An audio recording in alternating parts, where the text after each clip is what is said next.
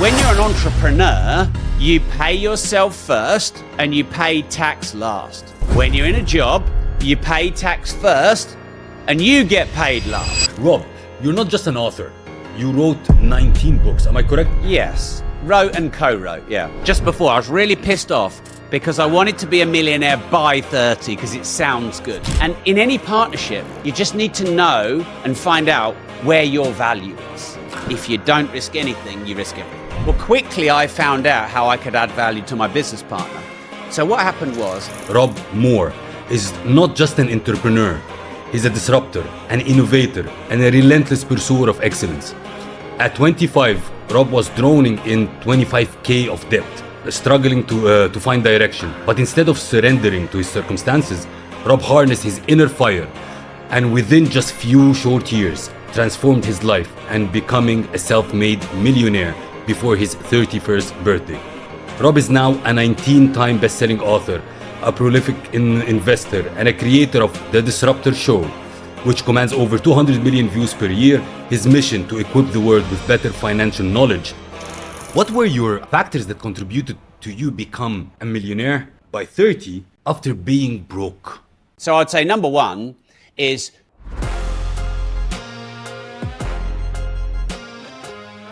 Welcome back, Alpha Squad, to a new inspiring episode of the Alpha Talks Show, the #1 fastest growing show in the region. Today, we're diving deep into the extraordinary journey of a man who turned financial despair into a multi-million pound empire. Our Alpha guest, Rob Moore, is not just an entrepreneur. He's a disruptor, an innovator, and a relentless pursuer of excellence.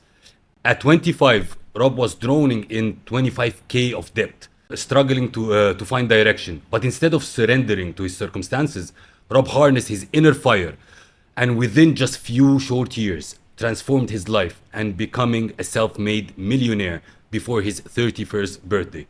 Rob is now a 19-time best-selling author, a prolific investor, and a creator of The Disruptor Show, which commands over 200 million views per year. His mission to equip the world with better financial knowledge and help people break free from the shackles of mediocrity. Rob's story is one of resilience, strategic brilliance, and unyielding belief that you can rewrite your destiny, no matter where you start. So buckle up, Alpha Squad, because this episode is about to challenge everything you thought you knew about business, money, and success. Please join me in welcoming to the show the one and only Rob Moore. Thank you very much for being with us today. It's a pleasure and an honor as well. Thank you, Seif. No one's ever introduced me as an alpha guest. I like this. It's a good one, yeah? Yeah. Rob, before we start, I usually ask the question, once we publish the episode, people will see this thumbnail, the graphics, the title, and they will think 100% it's an interesting episode. What can you promise them today that they gain if they gave us their time? To get better financial education and knowledge. I think that the education system is out of date at best, maybe slightly corrupt at worst. And I think we're all born with the infinite potential to be great, to be entrepreneurial, to be disruptive, to build empires. And then the education system kind of squashes that out of you, forcing you into college debt, mortgage debt, material item debt, 35 years of debt. Your pension money gets spent by them, and then when you die, you pay 40% of it here in the UK in inheritance tax. True. And I think there's a much better way, and I broke free from that system 20 years ago. Wow. We're looking forward to hear the details about this. So let's start with a bit broad question. Who's Rob Moore in a nutshell? We'll be digging deep and deeper during the conversation, but in a nutshell.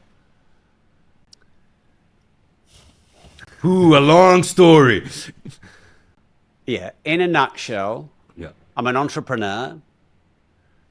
I guess a fighter for freedom and change. A builder, an educator, a speaker, an author, a disruptor. 19 books. 19 books. That's not an author. That's much more than that. Rob, your journey didn't start with millions. So you didn't start with millions. So I want to go back to your childhood. How was it growing up, and what pursued your passion or ignited your passion towards business and entrepreneurship in general? So it was a mixed experience for me growing up. My dad raised me to be an entrepreneur, started getting me to work age 6. I loved working for my dad in his pubs and bars and hotels and clubs, that he bought with no money and turned them around. And I loved working for him. But at school, I hated school. I mean, I actually got really good grades, but only because I didn't want the shame and the embarrassment, because I was really overweight at school and I had a lot of shame and embarrassment there. So I don't really use anything I learned in school that I got all A grades in. I wasn't a failure at school, but I didn't learn anything in the playground to be an entrepreneur. I learned everything about entrepreneurship from my dad, who was an entrepreneur. But I hated school, hated being the overweight guy in the year. So fast forward to age 25, probably 3 weeks before my 26th birthday. And my dad had a massive nervous breakdown in his pub in front of all of his customers. He got beaten up and arrested by the police in front of about 80 people. He got sectioned. He got put in, the mental institution of our local hospital. They wouldn't let us see him for months. He kept trying to escape. And like my dad, as we knew it then, we completely lost. And thankfully, he's still here. He's 80 years old, but we've really struggled with keeping him going for these last 20 years. And so going to school got me broke. Going to uni got me broke. Working for my dad kept me broke. But then when my dad had his nervous breakdown, I had a couple of weeks of hating myself and felt a lot of shame. And then I was like, well, things aren't going to get much worse. My dad's could die. I'm broke. I'm probably just a couple of weeks away from going bust. So what have I got to lose? Exactly. So I went out to some networking events. I met my business partner there. We're still business partners 18 years on. I started learning about real estate investing. I started getting into personal development. I learned how to do public speaking. I learned how to do sales and marketing. Rob, this was the moment that you had the debt of 50K? Yeah, you said 25K in the intro, but it's 50. Yeah, it's 50K. And, yeah, and if you think with inflation, that's probably 100K now, because this was nearly 20 years ago. So, yeah, credit card debt, consumer debt, that doesn't include mortgage, by the way. Because I didn't know, something I want to tell everyone about money is, what you do not want to get into the trap of is going broke, trying to look rich, or spending money you haven't got to impress people you don't even like. And I was in that trap. I wanted to buy designer clothes with labels on it so people would like me. I wanted a nice car so people would notice me. So now I buy assets. True. And sometimes, I spotted your AP straight away. I've got myself an AP collection, but they go up in value. Exactly. So you can look nice and have an asset. Appreciate. And you can run cars and other things through your company so they don't become a depreciating liability. But first and foremost, you have to believe in yourself, because you'll never fill a hole in your soul with money or with success, because there's always more money and there's always someone more successful. So don't spend money you haven't got trying to impress people you don't even like. But a quick note, before we jump into this episode, I find this incredibly intriguing. On the back end of our YouTube channel, it says around 75% of you who watch this channel frequently over the lifetime of this channel haven't yet hit the subscribe button. I just wanted to ask you for a favor. It helps this channel so much if you choose to just subscribe. It helps us invite guests that give you great value. It helps us scale the production, and as well makes this show bigger and bigger for you. So if I will ask you just one favor, and if you enjoyed the previous episodes and you're currently enjoying this episode, could you please hit the subscribe button? I love your support. It's incredible to see all your comments and engagement, and we are just starting. I can't wait to go on this journey with you. Thank you so much, and I will repay this gesture by making sure that everything we do on this show makes it bigger, bigger, and better. I'm committed to do this promise. Do we have a deal? Thank you so much for subscribing. It means the world to me. Rob, from a mindset perspective, a lot of people having debt like 50K, they go bonanza, like they lost everything kinda. And you said, as you said, probably now it's 100K worth. So how did you move from the debt mindset into a determination? It's because you have nothing to lose, or what made you know I'm gonna make it? And you made it in a very short period of time, actually. Yeah. So what I always say to people is don't wait for things to be rock bottom, the worst in your life before you do something about it, which is what I did. My dad had taught me business age 6, 8, 10, and I went to school, college, working in a bar, broke, nearly bust.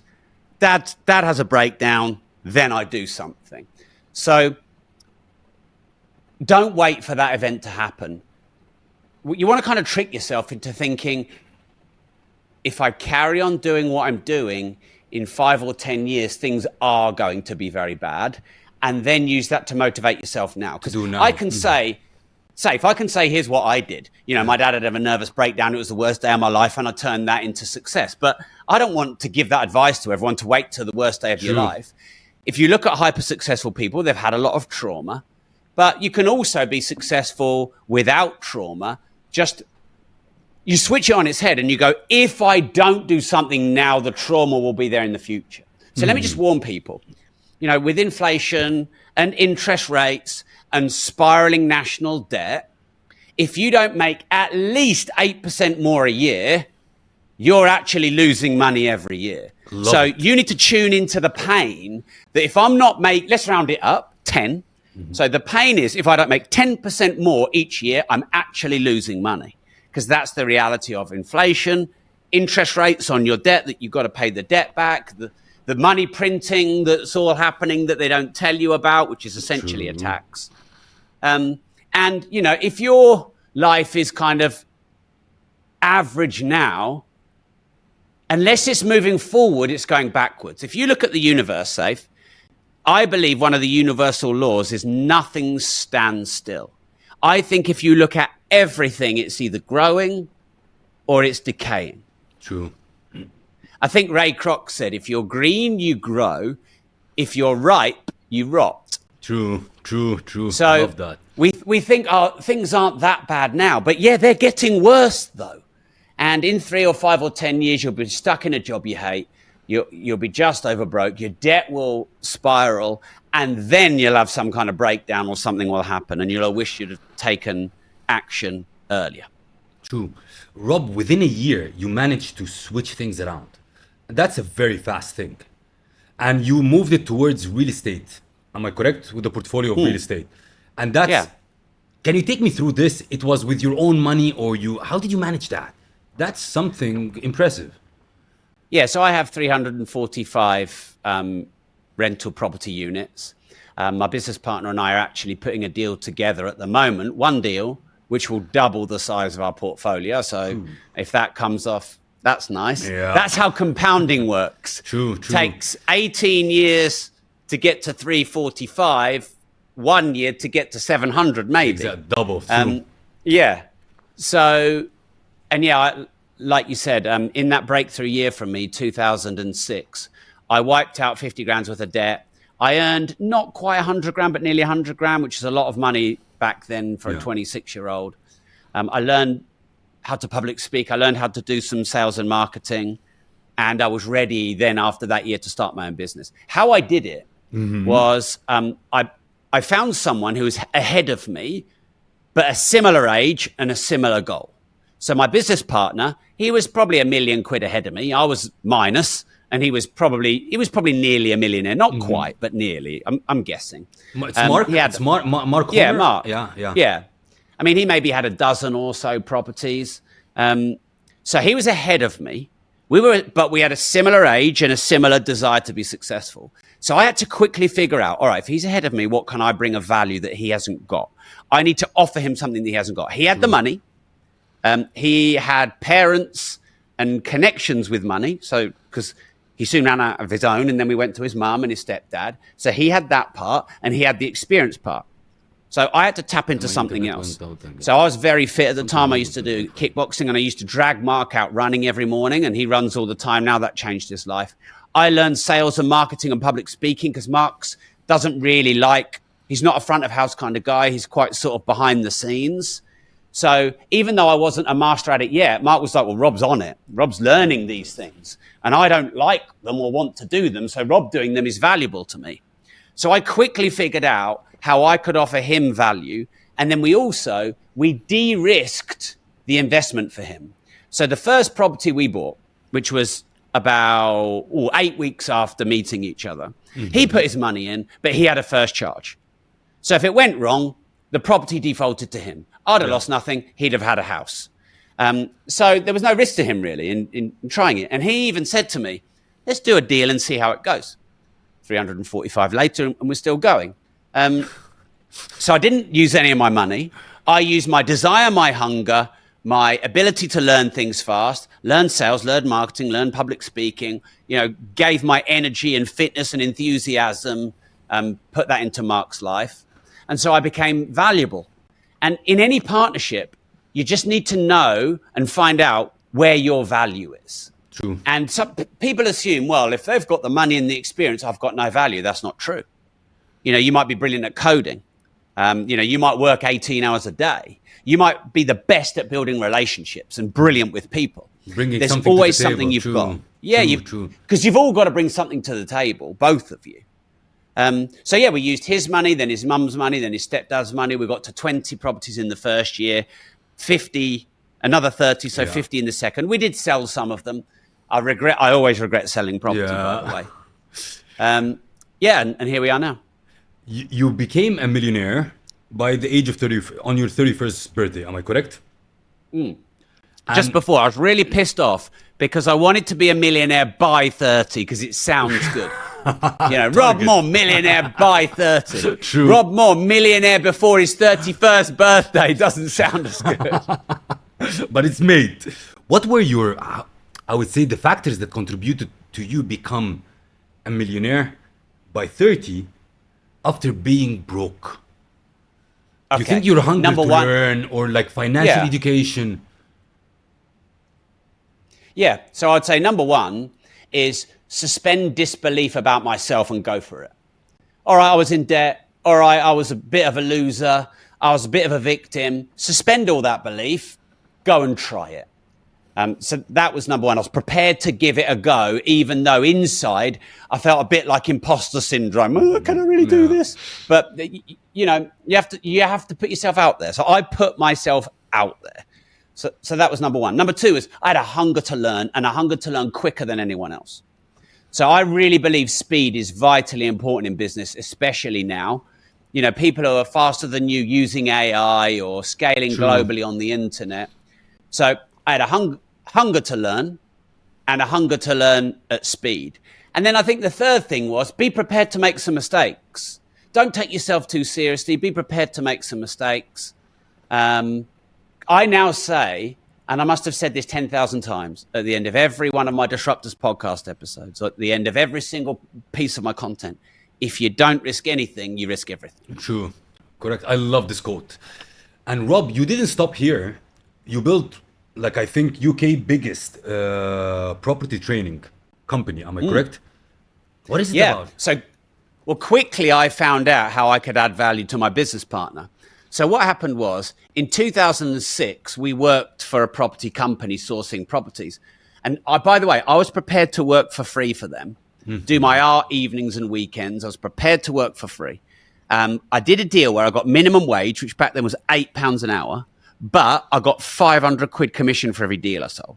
Ooh. So I was like, right, I'm going to learn how to sell deals really fucking quick. And I obviously sold a lot of deals to get the commission that I did. And I learned that fast. And so we were there a year. We then set up our own deal sourcing property business. And about a year in, Mark and I were like, we're getting in each other's way. We're doing the same stuff. I didn't really enjoy brokers, lawyers, tenants. Mark loves the art of the deal. So we sat down and we were like, Mark can do the refurbishments, the finance, the deals, the negotiation. And I can do the speaking, building the website and building the brand of our business. And I soon figured out people wanted to know what we knew because we'd bought 50 properties in 2 years. That's a lot from a standing start. True. So I wrote a book. Well, I mean, I basically interviewed Mark all day, every day for 3 months and turned that into a book. Wow. People were like, the book did really well. It's called Property Investing Secrets. I think edition 6 is online now. And then I quickly figured out, well, actually, we could do courses, we could build a training business around this. And I knew that would be more in my flow because I like public speaking. I like teaching people. I like being around people. I like the energy of seeing people succeed. And within 10 years, we built the UK's largest property training business. Wow. Rob, you talk a lot about financial education. What's wrong with the traditional education then? Traditional financial education, from your point of view? Well, ultimately, traditional financial education has an ulterior motive. That's the problem. It doesn't care about you. It cares about how you can become a product for it. Of course. Because if you think about it, any job that you might get into through the system, number one, you get in a lot of debt to the system getting to the job. And then number two, when you've got the job, you're going to be paying half of everything you earn for the rest of your life in tax in the job. So the ulterior motive is get them through the system, lots of education, 6 figures of debt, and then into this job and get them stuck. So when you're an entrepreneur, you pay yourself first and you pay tax last. When you're in a job, you pay tax first and you get paid last. Now, that should be one of the first things you get taught at school. But you're not taught that. No one teaches you. Hey kids, welcome to class, 10-year-old kids. Right, let's give you some basics of finance. Number one, never spend more than you earn. Number two, only get into good debt for assets, not bad debt for liabilities. Number three, pay yourself first. These would be the first 3 things I would teach. 21-year-olds aren't getting taught that in our education system. 100%. So fundamentally, it's ulterior motive. Like, for example, I'm not saying this, but pharmaceutical companies, does it benefit them to cure you? Absolutely not. They need you to buy. So, exactly. So, does it benefit them that their painkillers might be addictive? Yes. Now, I'm not saying they do this intentionally, but just look at the ulterior motives. Follow the money. True. Follow the money. When you say money and you say investment, you're a strong advocate for only real estate kind of investments, or in general, in your educational platform, you talk about in general investments overall? No, I'm not a real estate evangelist and comparing it to everything else and saying everything else is not good. Real estate made me a millionaire and a decamillionaire, and our portfolio's pushing 100 million.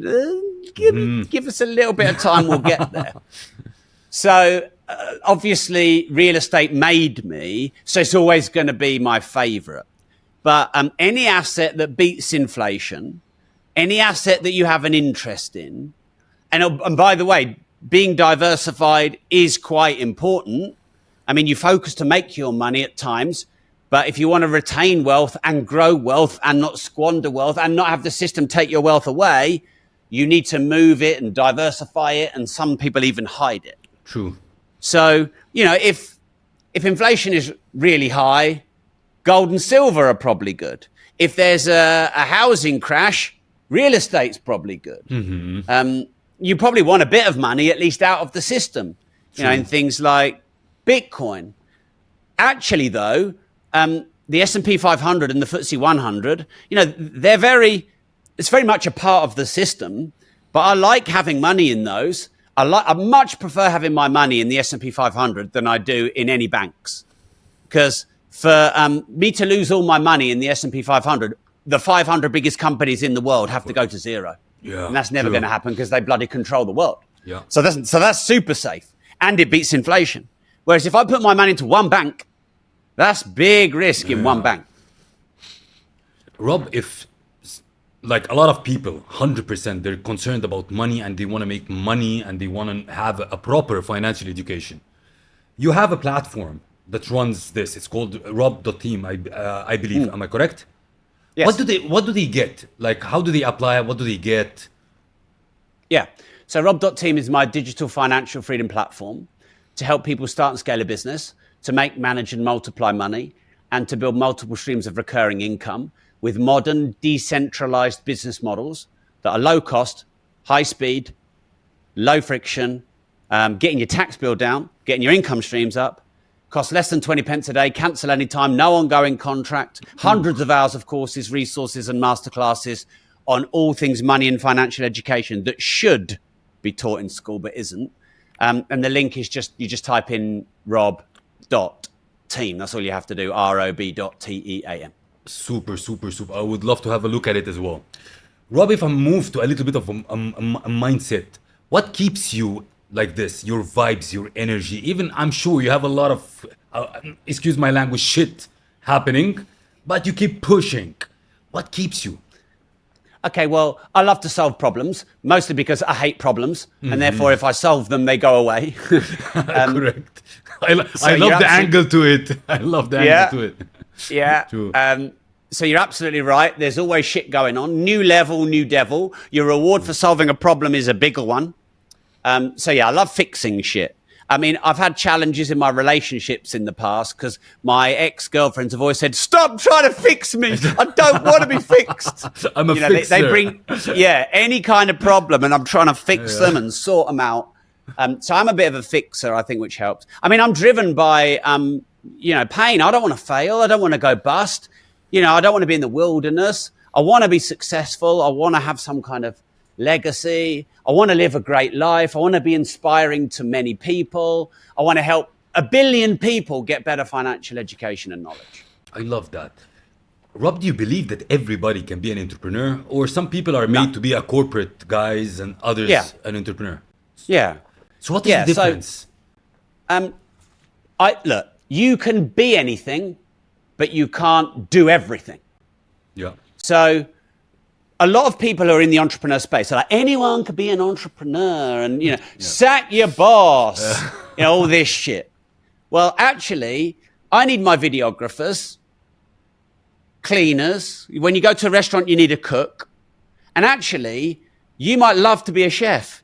And you might not want to take the risk of running your own restaurant. And you might like cooking and not being in the business of running a restaurant, which is totally different from being a chef.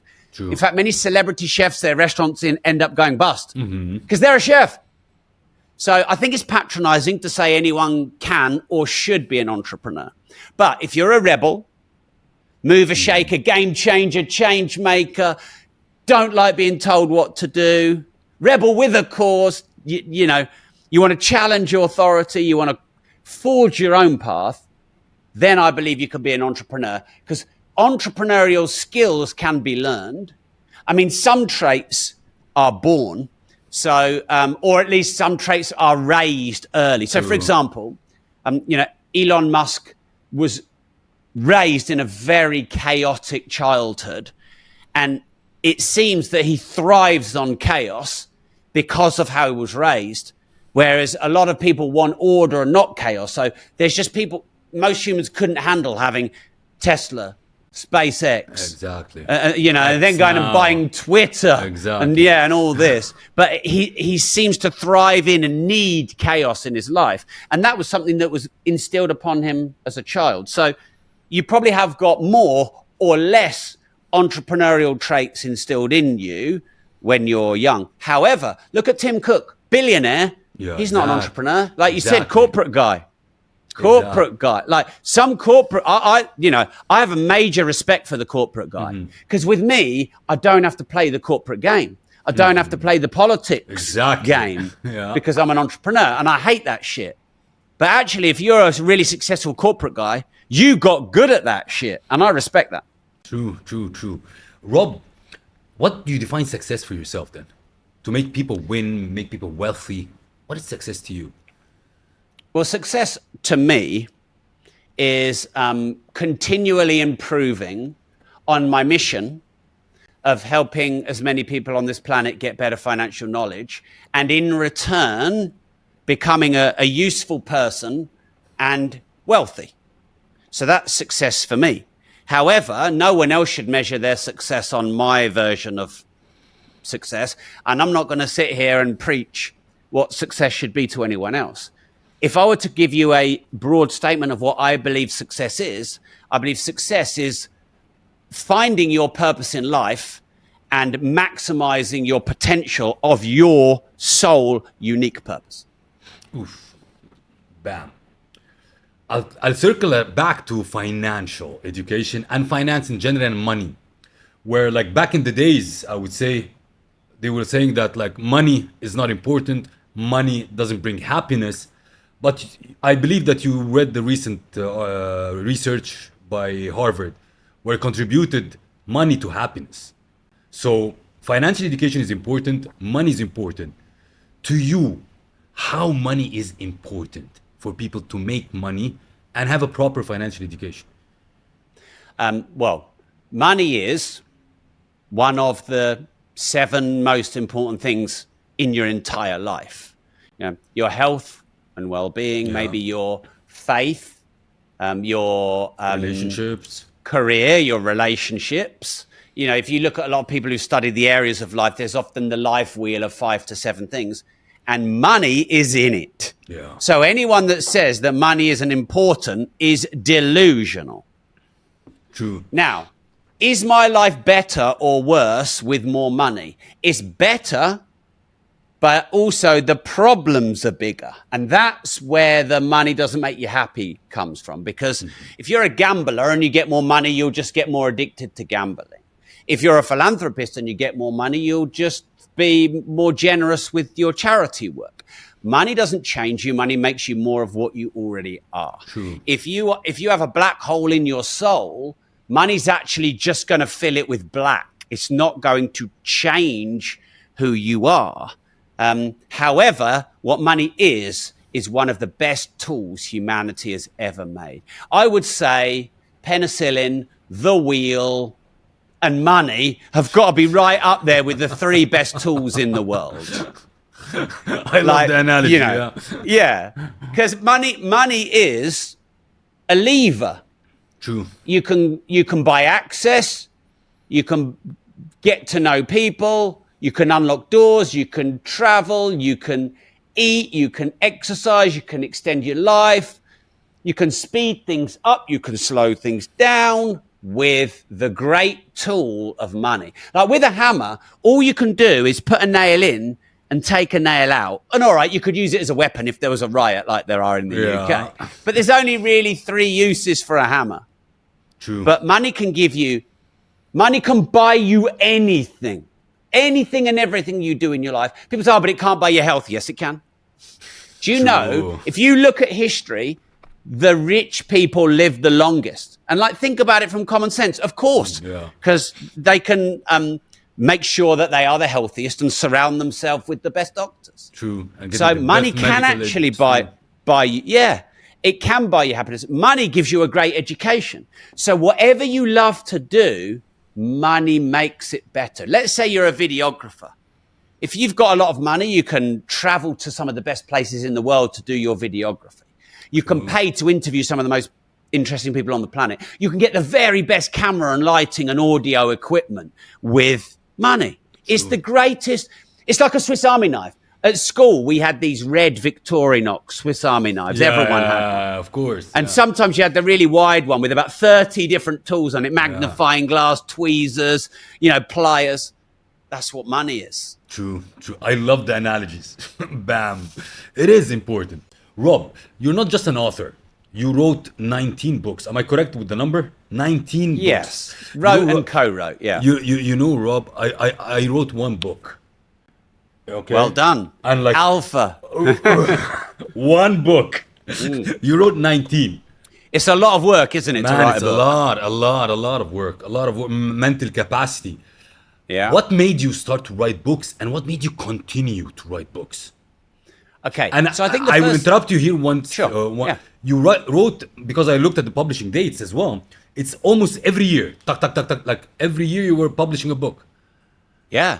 So I wrote my first book because I felt it would get us more reach. You know, we would find more clients for our training business. So that's why I wrote the first book. Why did I write the second book? It was called Cash in a Crash. That's about edition 6 as well, because a crash happened and it changed the game. So I needed to update the material I was putting out there. So Property Investing Secrets and then Cash in a Crash. So that's why I wrote those two. Why I carried on writing was for therapy of myself, to quieten down the mind, to educate as many people as possible. Once I'd figured something out, it felt good to help other people. I felt like it was great for my income. You know, I earn on 19 books, multiple streams of income. It's one of the things I teach. So definitely good for income. Yeah, I never really want to go out of date. And obviously I'm going to go out of date in my life when I'm 100. So if I keep writing books, my most recent one is Money Matrix. Yeah, exactly. Which is obviously very relevant for now. So bit of therapy, bit of gaining exposure and multiple streams of income. That's why I wrote. What is your favorite from out of the 19 books? Well, my favorite is the ones that are received the best. So because that it means it's done them. True. Yeah, it's an indicator that it's done its job. I'm not the kind of guy that, this is my favorite book, but I only sold 5. Yeah. But this one that sold 10 million, I hate this. I'm not really that kind of artist. Yeah. So Money and Life Leverage are probably my two best-selling books. And that I guess Life Leverage was my first non-real estate investing book. It's about business and leverage and outsourcing and scaling. And then Money, I mean, my original transcript that I wrote was 250,000 words. I think my publisher got it down to about 95,000. But that was my probably most complete works. That's a great book. Money. Actually. A really Thank great you. book. If somebody is getting introduced to your work now, and you would recommend him to start with a book, which one would be to start, get to know you? I'd probably say Money Matrix, actually, because it's the most recent. It's literally released this year, and it's now.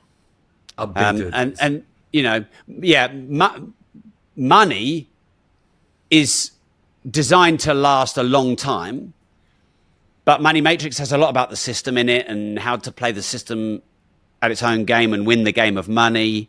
It's my first book in about 5 that I haven't gone with my publisher, so it's self-published. So I'd probably say Money Matrix would be the one. I would love to read that one. What is the most important lesson that you've learned? You had a great career, a long one, ups and downs. What is the lesson that you've learned that you wish that you knew it earlier? Is it related to money also? No, not money. I think depending on when you ask me this, my answer might be different. But what comes to mind immediately first right now is you create your own destiny. And I think it was Henry Ford that said, if you think you can or you think you can't, you're right. And what I notice with my mind is it tries to trick me to keep me scared of the future, to keep me safe. So it creates stories that keep me on edge. But they are not real. They are just auto thoughts that my mind body is making. I have the ability to change those. I think it was, I can't remember who, it might have been Donald Trump. If you're going to think, you might as well think big. Yeah, exactly. Yeah, true. So you can think big or you can think small. You can think positive or you can think negative. You could be having the hardest time and you can see it as a stressing or a blessing. And because our reality is mostly created in our own mind. I know there's physical outside forces, but mostly our reality is created in our own mind. You actually create your own destiny by how you control your thoughts and your mind. And this right now today is the biggest life lesson. And I see people who are really struggling And it was a very famous philosopher that said, you know, we struggle more in imagination than we do in reality. True, absolutely true. Rob, how we're talking about money. How important your network with relation to the money? They're both go hand in hand. Yeah, every millionaire knows the quote, your network is your net worth. And you might have $1,000 or pounds in the bank, but what if you knew 10 people who might lend you 100,000 each for the real estate deal you're putting together or the business you're starting? Because all of your money comes from someone. True. Okay, maybe the central banks print it, but you still probably got to go to a bank manager. But if you're doing venture capital, if you're raising from an investor or a dragon, or you're selling a product, that money's coming from a client, that money's coming from a lender, that money's coming from a bank which is fronted by a person, that money's coming from a dragon or an angel. All your money comes from people. So actually, your bank account is not how much money you've got in the bank, it's how much access to people with money that you've got. Oof, I love this, how much access to people who have money. Phew. Rob, you had a favorite failure in your life that you really, I will not say grateful for that it happened. A favorite failure? No one's ever asked me that, and I've done thousands of these. What's my favorite failure?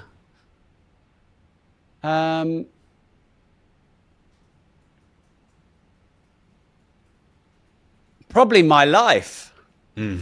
Ooh. Because some people who've been an entrepreneur nearly 20 years are now a billionaire. Some people, maybe 25 years. Yeah. And I'm not a billionaire. So if you measure me against billionaires, I am a failure. So everything I haven't yet done that I could have done is a failure. So I love the reflection and the honesty, yeah. Therefore my whole life is a failure. And by the way, it's important for me to always tap into what I've not yet achieved. Because, you know, some people are, Rob, you've done so well. You know, you've done hundreds of millions in sales. You've got this massive property empire. You've written 19 books. You've got millions of followers. And whilst this is all true, this is just a very small amount of what I hope to achieve for the rest of my life. It's just a warm-up. Wow. Just a warm-up. Ooh, yeah. Big things are coming. And what is the proudest moment you had? Retiring my parents, earning enough money at quite a young age to get them a house and get them a car, and if they chose, never work again. Wow. That's a very respectful thing. What's your hobbies besides work and building the empires? What do you do, like in general? Like that's it, really. Makes you happy? Yeah, what makes me happy is progress and achievement, fixing a big problem, achieving something that's useful and valuable. So, I mean, I've done lots in my life, martial arts, golf, most sports. But the only thing in the last 20 years that stayed with me the whole time is business and entrepreneurship. I had my first fight last year, so age 44. And we raised £250,000 for charity, and we filled in a venue with 1,800 people. And I fought a guy 20 kilos heavier than me. I'm very proud of that achievement. What type of martial arts? Oh no, this was just boxing. Boxing. Wow. Yeah. So since then, I've kept up with boxing and fitness because I got challenged to a fight, and I'm up for a challenge. But also, nearly 2 years ago, I was not in great shape. I had boobs, and I don't want boobs. So that's not alpha. Having tits is not alpha unless they're muscle. Yeah. And before we start shooting, Rob, you were doing 100 push-up challenge. That's something actually. That's why you prioritize your health, I believe, because without health, money is not gonna come. No. So I'm pretty fit for a absolutely 4 years off of 50 kind of guy. I spar couple of times a week, and I do a good 10, 12 rounds. Yeah. So I suppose meeting interesting people as well. That's part of work. But, with the show Disruptors, I've 22 billionaires. Yeah. This is how we've met. Many great connections through podcasting, whether you're a guest or an interviewer. True. Met some of the, most wild, crazy people on the planet. So that would be a hobby, but it's also a profession. Absolutely. Absolutely. We have a nugget question in the show where I ask you, how do you define an alpha? For Rob, what's an alpha? Oh. Well, I actually wanted to ask you because you've got the Alpha show. So, all right, let me do it first and then you do it. So, I believe an alpha is someone who's found their purpose in life and is maximizing their full potential following their purpose. I do think there's a lot of people out there who are giving it alpha vibes, who are making out that others aren't alpha. But actually, being alpha is being great at what you've chosen you desire to be great at. Because I so love and admire greatness. True. And greatness transcends everything. And a furniture maker who hand makes a table over 6 months, and you see a speeding up image from a big lump of wood to this amazing ornate. That's wow. A painter, an editor, a sports person. With the Olympics that we saw. So greatness is alpha. Oof, I love that. And let me tell you in a nutshell what's for me an alpha and why I kind of promote kind of thing. For me, it's not like the old style alpha, which is the dominant, the egocentric. Of course, these are the people who has, of course, found their passion, but their stop button is broken to achieve it. So they never stop. They keep going until they achieve their purpose, their objective. So their stop button is broken. And I believe these are the people who are influential, take tough decisions in our our era right now. A lot of people cannot take decisions, so they cannot make tough decisions. They're not determined, they're not disciplined. So the alpha embodies these kind of modern traits, which I call it the traits of the alpha. Amen. I would switch to a smooth down. So we have a section called the alpha quickfire. I'll ask you quick questions, you just give me the quick answers for them. So the first word that comes to mind when you think of entrepreneurship? Disruption.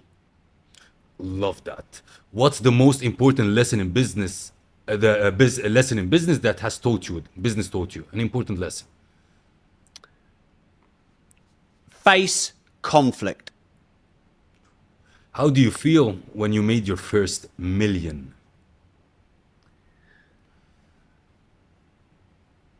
Not enough.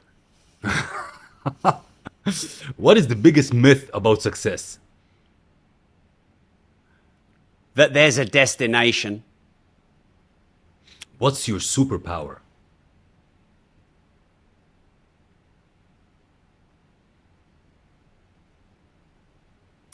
Coming up with ideas.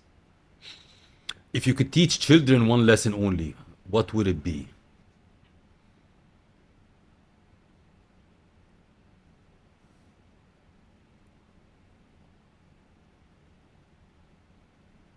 Don't let society unteach you what you already know. Oof, that's profound. In one word, describe yourself.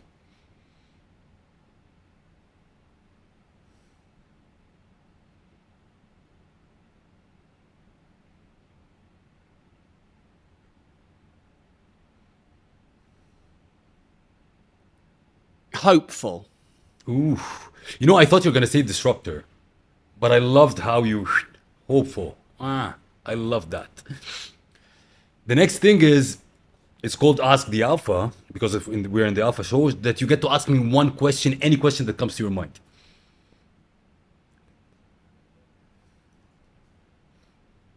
Take it easy on me.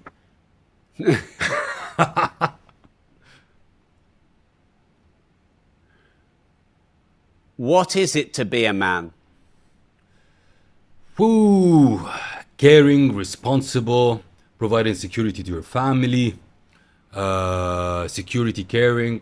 That's for me, like in a nutshell, on an upper umbrella. Not the forceful, more of responsibility, caring, and security overall.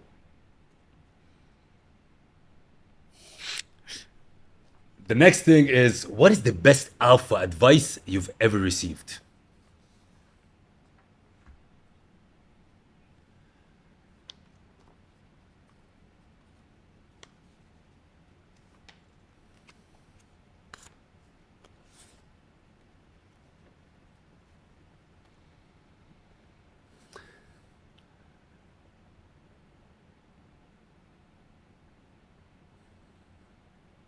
Your reward for solving a problem is a bigger one. Ooh, love that. We have a section called the alpha choices. I will ask you two things and you choose one. So it's a property investment or business strategy. So are you asking me to choose between property and business? Yeah. Oh.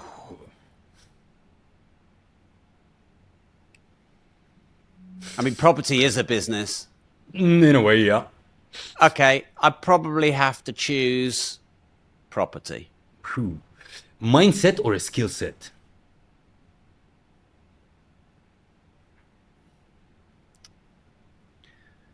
Mindset, because with the right mindset, you can learn a skill set. However, lots of people say that mindset's more important than skill set.